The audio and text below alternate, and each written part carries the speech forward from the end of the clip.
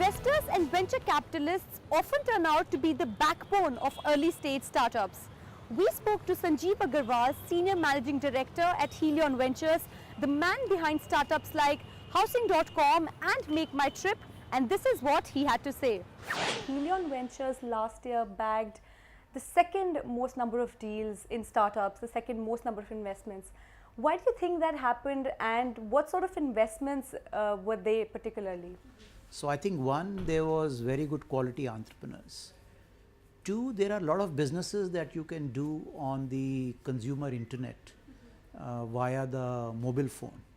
So as the number of smartphones in the country are increasing, as the internet penetration is increasing in areas like e-commerce, online services, you can create companies very easily and with much lower capital, because with the advent of App Store, you create a product, you can distribute it on a global basis by putting you can go very wide. What sort of things do investors look for before investing in a young startup? If you had to mention three key highlights, what would they be? Highlight points are: number one, great team comprising of complementary skills. Number two would be a very large market, and number three would be some competitive advantage, which can be an early mover in that space, or it can be a team which is so superior that no other team can beat them, or it can be some unique technology. If you could give us one example of a startup that you invested in, and why and what sort of went right for them, what would that be? I think the most interesting company we funded so far is Make My Trip, which we funded way back in 2007, and as you know, they are publicly listed. So we backed on a very high quality team led by Deep, which had complementary skills: finance, technology, marketing, CEO. They were an early mover in the online portal industry, so there was some advantage, and they were disrupting a very large travel space, which was a $20 billion industry at that point in time. So even if you take 5% of that market, you become $1 billion company, which is what they are. So as I said, the characteristics of what one should look for and what makes interesting companies are about the same: a great management team, large market, and some differentiation. Differentiation can be technology, first mover, what have you. But that is what happened right for Make My Trip. Do you see a lot of change of track? Let's say if a startup begins with a particular idea and then sort of swaps, moves into another space, looking at the market. Does that happen very often? I would say the probability of success is higher if you are in the adjacent spaces. So when you change, you don't want to make a drastic change. So for example, don't convert from an internet business to an offline business.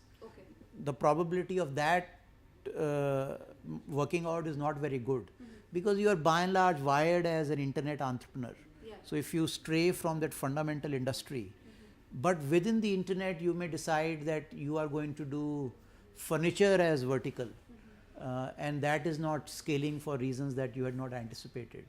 You could well change the vertical that you are trying to build your company in. So I think entrepreneurs should absolutely be very aware of whether their initial idea is working or not. In our world, it is called fail fast. That if something is not working, iterate. Don't spend too much. To fail quickly. Than then be at it and realize that all the money is gone. Yeah. And now you can't experiment with the second idea. So I think failing fast is a very important characteristics of building companies in today's day and age. Okay, to wrap this up, if you had to name a few startups that you believe should be watched out for in 2015, what would they be? You know, I would say that some companies which are very recent may not be necessarily in last 1 year. The two that I think have ability to build $1 billion plus businesses, one would be a company called Big Basket, which is an online grocer which started from Bangalore and is now spread to many other cities. And the reason it is interesting is that this team has run an offline grocery and have also run an online internet business. So I think that is one company that one has to look out for. Other company is a company called ShopClues. You know of many marketplaces like an Amazon, but ShopClues is directing itself towards masses, wherein people are buying local brands, regional brands for very diffuse categories. So it's directed at tier 2, tier 3 consumers for regional and local brands. And the other company that I like is a company called Rail Yatri, which solves a very interesting, unique India problem, which is that when you want to figure out when is your train going to leave, you have no way of knowing that.